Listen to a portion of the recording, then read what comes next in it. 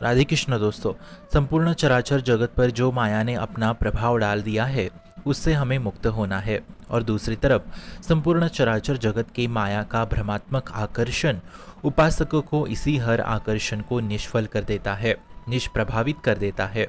और ये कोई मेहनत की बात नहीं है मित्रों, ये इतना बड़ा कार्य केवल भगवान के शरण में होकर के उनके भजन से हो जाता है। भजन न होई संग बिन, भजन बिना नई प्रेम, अर्थात भजन करने के लिए वैसा संग का होना आवश्यक है। तो संग नहीं तो भजन नहीं, और भजन नहीं तो प्रेम नहीं। तो ऐसे में माया पहले उपासक का संग ही हटा देती है। ठीक से समझिए कि माया कैसे आपके ऊपर हावी हो जाती है। आपके आसपास जो भागवतिक संग है उसी को सबसे पहले मिटा देती है माया। फिर बिना भागवतिक संग से भजन के लिए प्रभाव ही नहीं पड़ता, इसलिए वो सर्वप्रथम हृदय की श्रद्धा को ही नष्ट कर देती है, ताकि साधक आगे दो कदम भी ना चल पाए। ऐसे में हमारे पास मंत्र होता है, उपासना होती है, नाम जप होता है, परंतु उसका प्रयोग हमसे नहीं हो पाता, क्योंकि माया आकर्षण द्वारा हमें फंसाती चली जाती है। तब चाहे गले में कंठी क्यों ना धारण कर लो, उससे माया थोड़ी ना रुक सकती है। क्यों? ऐसा क्यों? क्योंकि वो माया कंठी प्रिय गोपाल जी की ही तो है। माया प्रभु की ही शक्ति है, शक्ति से युक्त है, किसी और की शक्ति से नहीं। इसलिए जहाँ भागवतिक मार्ग हो वहाँ सबसे पहले हाजिरी लगाने वाली माया ही होती है।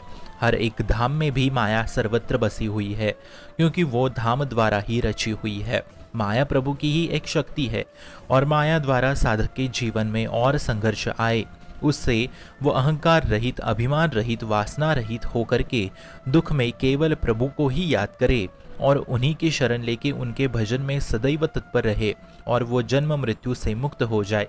ऐसा प्रभु चाहते हैं अपने भक्तों के लिए, इसलिए वो माया को हमारे पीछे छोड़ते हैं। सोचो, माया ही नहीं होती तो पूर्ण शरणागति कैसे होती मित्रों?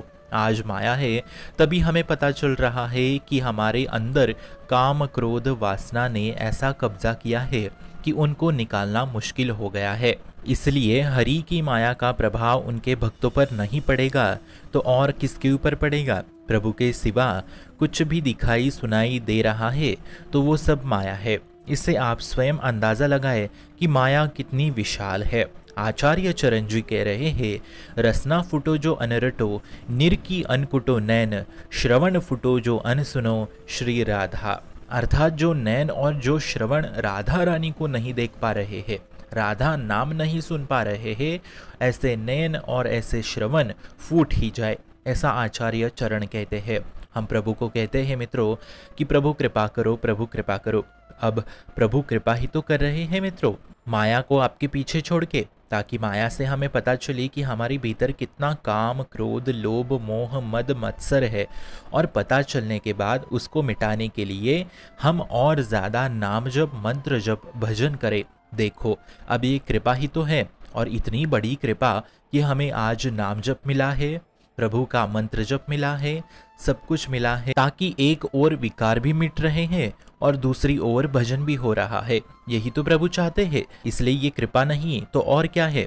बस यही हमें समझना है कि माया ऐसे काम करती है। माया वास्तव में प्रभु की ही कृपा है, इसलिए इसको मिटाना कोई बहुत बड़ी बात नहीं है। यदि आपके पास भजन, नाम जप, मंत्र है तो विकार जल्दी मिट जाएंगे, जिससे माया स्वयं ही आपका पीछा छोड़ेगी। जब तक आप विकारों से पूर्णता मुक्त नहीं होंगे, जब तक आप अहंकार शून्य नहीं होंगे, तब तक माया पीछा नहीं छोड़ेगी। इसलिए निरंतर भजन ही एकमात्र उपाय है।